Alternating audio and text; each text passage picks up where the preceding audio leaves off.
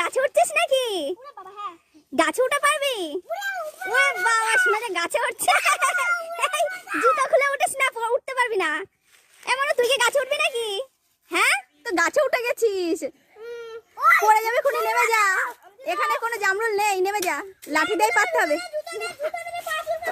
ওই দেখ দাদার জুতো দে, পা চুলকাবে দাদার।